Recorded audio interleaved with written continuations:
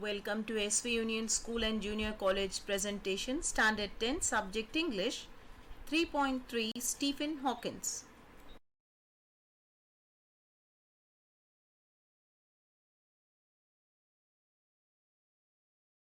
Children, here is the image of Cambridge University where Stephen Hawkins has done his research work and worked as a cosmologist, as a physicist, and all the research work dealing with his books, writing work he has done from this university.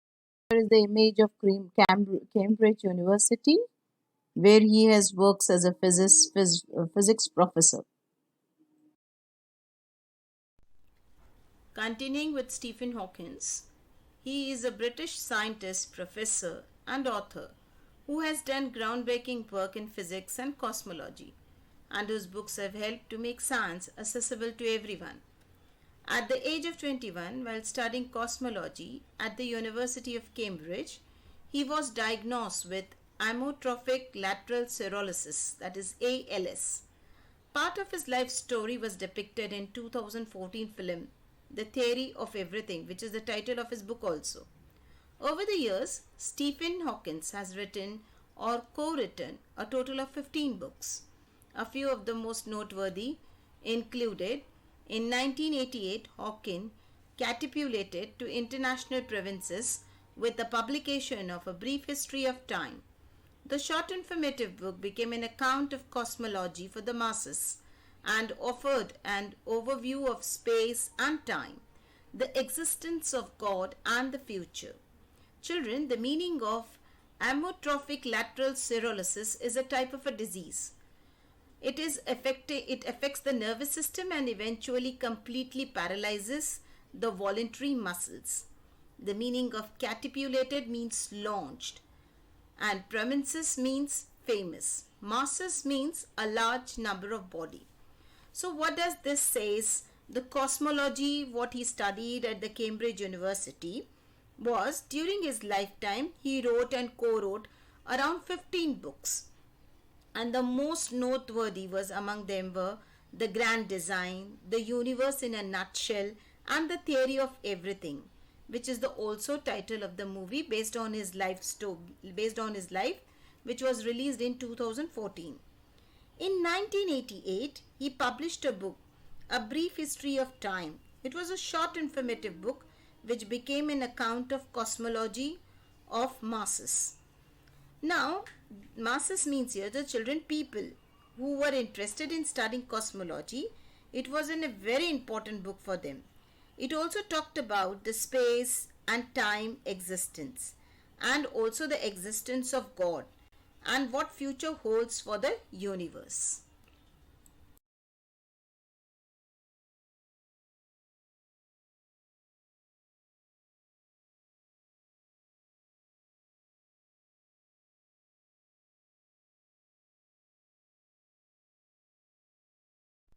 The work was an instant success, spending more than 4 years atop the Sunday London Times bestseller list.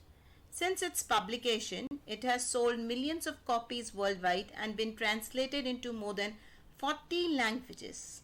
A Brief History of Time also wasn't an easy to understand as some has hoped. So in 2001, Hawking followed up his book with The Universe in a Nutshell, which offered a more illustrated guide to the cosmology's big theories. In 2005, Hawkins authored the even more accessible A Briefer History of Time, which further simplified the original work's core concept and touched upon the newest development in the field like string theory. The meaning of string theory is, children, a cosmology theory based on the existence of cosmic strings. Atop means on the top of. So here it says that it was an instant success for the people. It was the best-selling book for the 4 years and it has topped in Sunday Times. It was translated in around 40 languages. This sold millions of copies worldwide. The Brief History of Time was not that easy to understand that people would hope it would be. That is why he launched another book which was called as The Universe in a Nutshell. This was much simpler version of The Brief History of Time.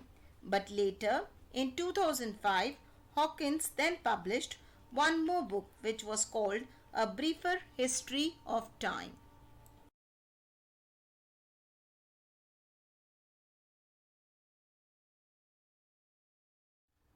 Together, these three books, along with Hawkins' own research and papers, articulate the physicist's personal research for science's holy grail, a single unifying theory that can combine cosmology, the study of big, with quantum mechanics, the study of small, to explain how the universe began. It's this kind of ambitious thinking that has allowed Hawking, who claims he can think in 11 dimensions, to lay out some big possibilities for humankind. He is convinced that time travel is possible and that human may indeed colonize other planets in the future. In September 2010, Hawkins spoke against the idea that God could have created the universe in his book The Grand Design. Hawking previously argued that belief in a creator could be compatible with modern science theory. So with this he is trying to tell us this was most simpler version of other two along with the three books. He was also doing the research and paperwork which also articulated the physicist's personal search for science holy grail. So he wanted to find holy grail for science.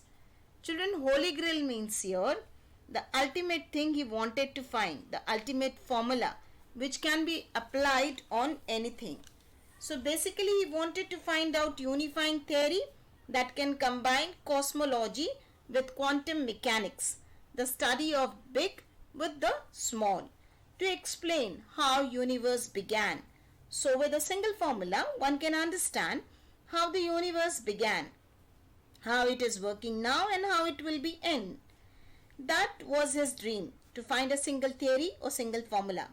It is said that we can see things in 3 dimensions, 2 dimensions, 1 dimension which is very flat one. So we can make our brain also work in 3 and 4 dimensions. Space and time in any mathematical model which fuses the 3 dimension of the space and 1 dimension of the time into single 4 dimension manifold. Basically space and time is combined which is called 4 dimension. But that much forward his thinking was, like he has told, I can think in 11 dimension. This is because this he could claim because he thought time travel is possible and we all can also live in space. Previously, Hawkins used to believe that God and scientific theories can go hand to hand compatible. But in September 2010, Hawking in his book spoke against the idea that God could have created universe.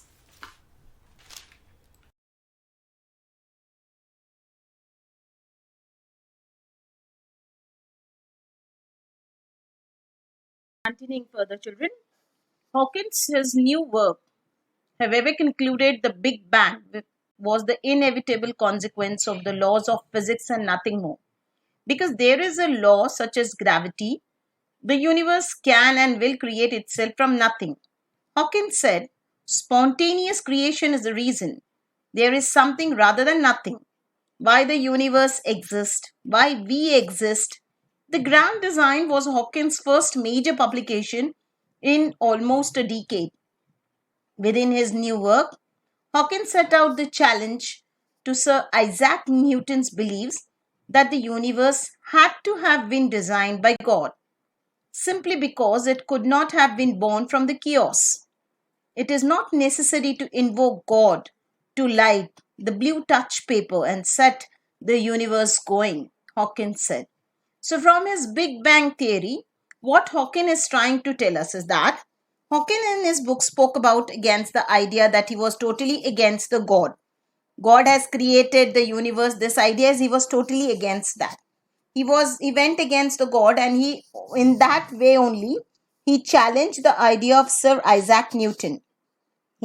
Sir Isaac Newton believed that the universe had to be designed by God. Simply, it cannot be born from chaos. He went to say that because there is such a law of gravity, the universe that created itself nothing. Universe is not created by itself. Nothing would have created by itself. So Isaac Newton's belief was it has been created by the God. So he said that Big Bang was inevitable. That is, it had to happen, and that is the reason there is no chance that God has created this universe. This was the belief of Stephen Hawking.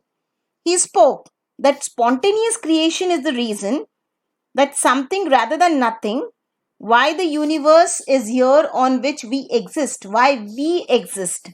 So he said that universe was actually created out by chaos, out of something that has just happened, because of which everything here is existing, either the universe or either the human beings or anything else. It is just the creation of the chaos, not created by the God. Actually, that was a belief of Stephen Hawkins. Children, you all can see here the image shows the universe is either created by the God or the Big Bang theory. This is the image of that what the Stephen Hawkins believes.